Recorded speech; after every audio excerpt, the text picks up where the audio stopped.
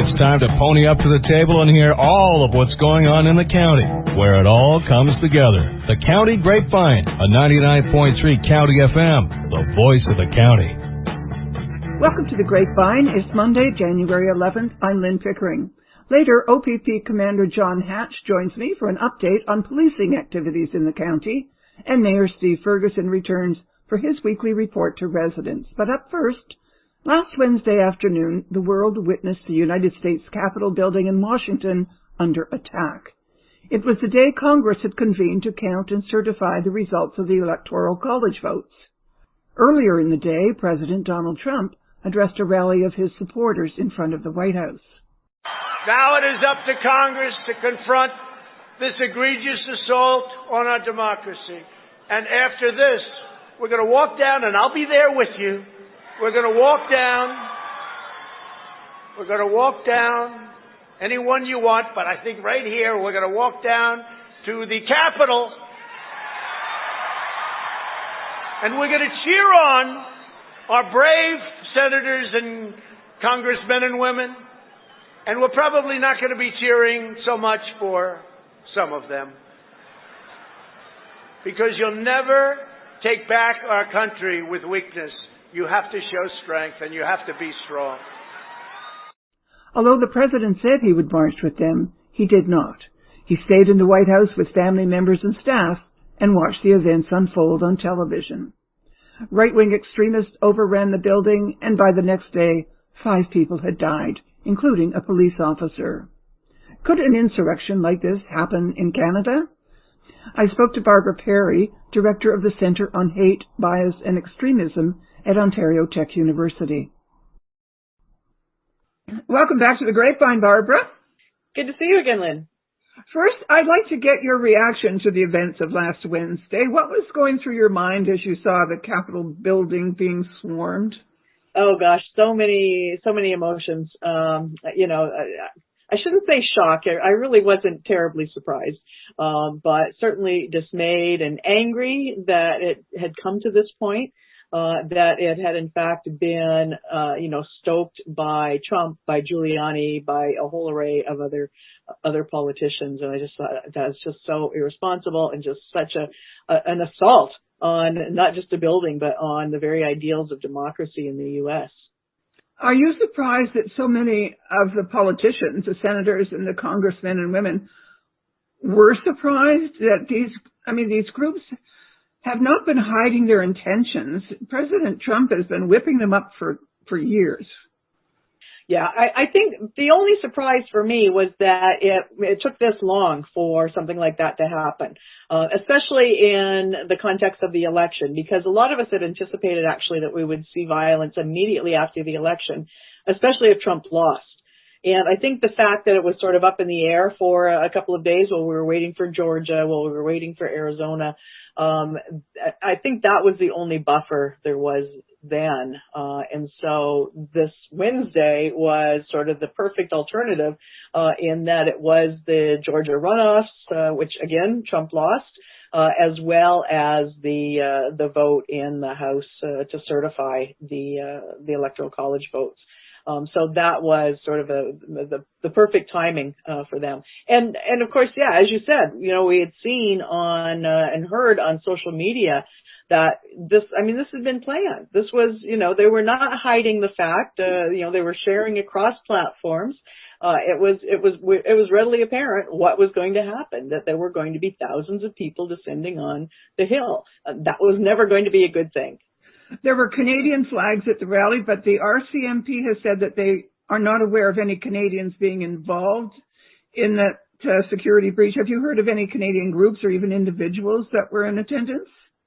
We're hearing kind of anecdotally, but again, haven't been able to identify any. There were a couple early on that we thought were some of the known actors here, but haven't been able to confirm that. But I have no doubt that there were Canadians. There were Canadians at Charlottesville. There were Canadians at the anti-gun legislation rally last summer in West Virginia. So yeah, no reason to doubt. And they had been saying since the time that of the debate when Trump said to the Proud Boys and other far-right groups, stand back and stand by. Even at that point, Canadian members of Proud Boys and others were saying, we got your back, we're here, we're ready to come in and bail you out as well. And so they'd been part of this chatter leading up to Wednesday. So, it wouldn't be at all surprised. Just because the borders are closed doesn't mean anything to these folks. Well, let's bring it back to Canada. Now, a study last year by a UK-based think tank identified more than 6,600 online channels, that would be pages, accounts, or groups where Canadians were involved in spreading white supremacist, misogynistic, or other radical views. You've mentioned Proud Boys, but which are the other prominent groups that are active in Canada? Yeah, Proud Boys is probably in the last year or so one of the loudest and most visible. We also have groups like Soldiers of Odin, 3%ers, which is a more militia-style group. We have Canadian Nationalist Party. We have QAnon adherents and followers. A whole array, and it varies across the country too. There are some individual groups within cities and provinces. So I think you would refer. We talked about last time I was on. In 2015 when we published our first report, we identified just over 100 active groups. And it's looking closer to 300 active groups now, many of them with ties to the U.S. Proud Boys, the Base, and Atomwaffen, which are amongst the most extreme and most violent groups, also have some presence in Canada now as well. So, I think we really need to watch these very closely and very carefully. Last fall, Lieutenant General Wayne Eyre was convening a meeting to discuss the problem of hateful conduct and extremism in the military. Is that an area where you see a problem? Yeah, actually, we've just been funded by DND to look at exactly that issue in light of the number of cases that we've seen in the last couple of years, including Corey Heron, who came onto the grounds of Rideau Cottage on July 2nd, not on Canada Day, but the day after, armed to apparently arrest Trudeau. Patrick Matthews, of course, who was a reservist in Manitoba and was later arrested on his way to that gun rights protest that I talked about earlier on. And so, the military is very much aware that there is some problem, and there's a history of that in the U.S. We know that, that link between law enforcement and military and right-wing extremists. This is the first project in the Canadian context to look at that. But it will be interesting to see. We don't suspect it's above the sort of national average, but we need to hold the military more accountable, I think, than the average person on the street.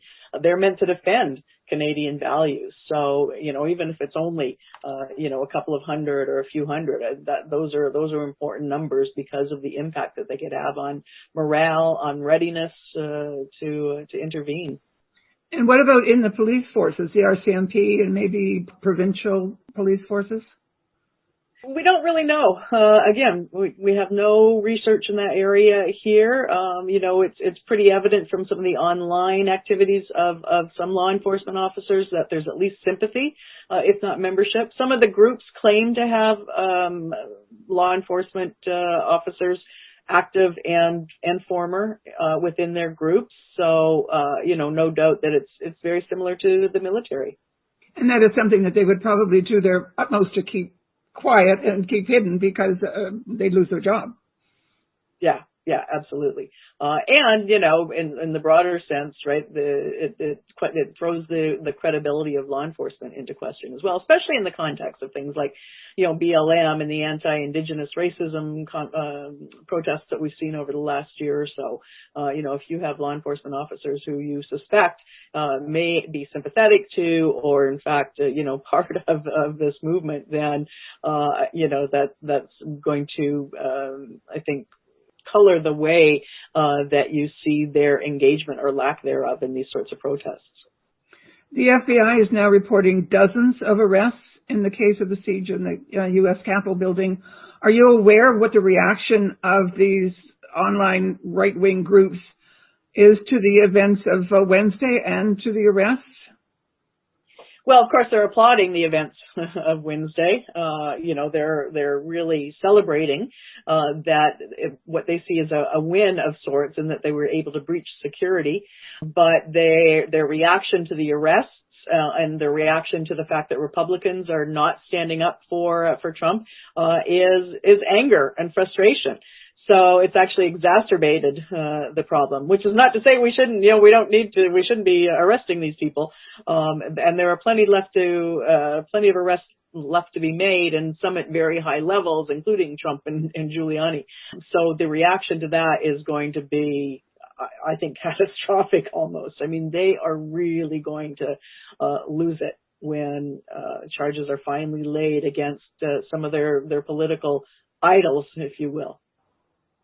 Throughout all of this, it's been the various online platforms that have, I guess, fueled this because of the easy access. Now, Twitter and Facebook have banned President Trump from their services. Parler, is it Parler, or we would say Parlay? That's what I say. In Canada, we would say Parlay, but yeah, they say Parler. Yeah, the social media site it was favored by the right, has lost Amazon, Apple, and Google platforms. Does this form of punishment have any effect at all? Well, it has multiple different and competing effects, I think. On the one hand, just as the arrests, the deplatforming of Trump has galvanized again the movement, and Trump as well. I can just imagine, wouldn't you like to be a fly on the wall to see his reaction to that? But already he's saying, if he'll go to Gab, he'll go to Telegram, he'll go to some of these fringe platforms, or he'll create his own. And I think many people have been speculating what would happen after the election in that respect anyway, especially if he lost. And in addition to the online platform, there are many people who think he's actually going to create a network, a full-blown network, that will make Fox look like PBS, I think.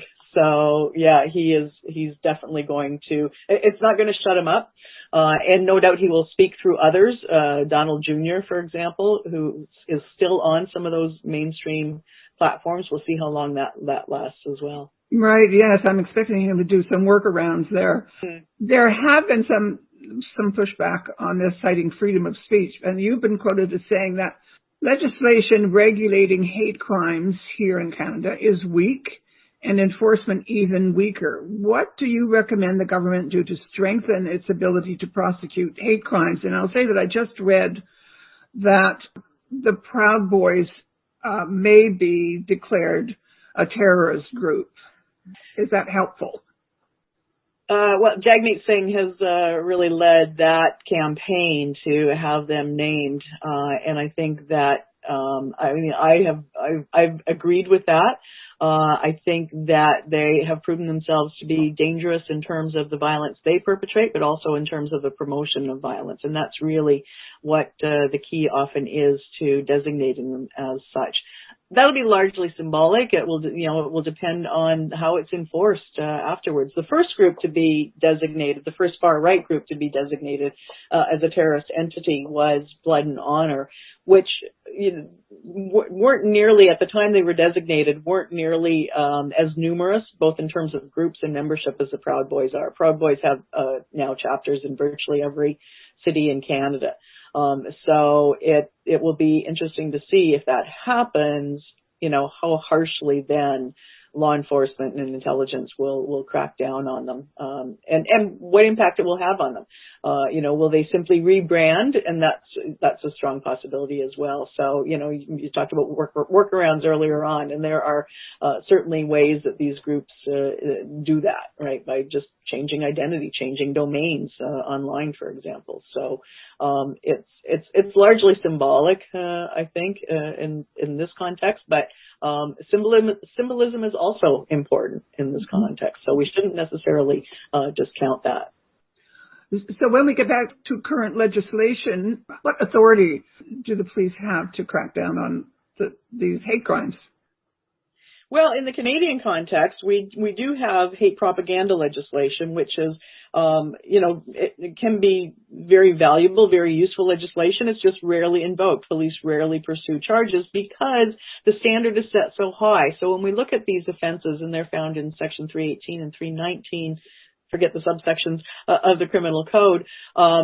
Both of those offenses require the permission of the Attorney General to lay charges.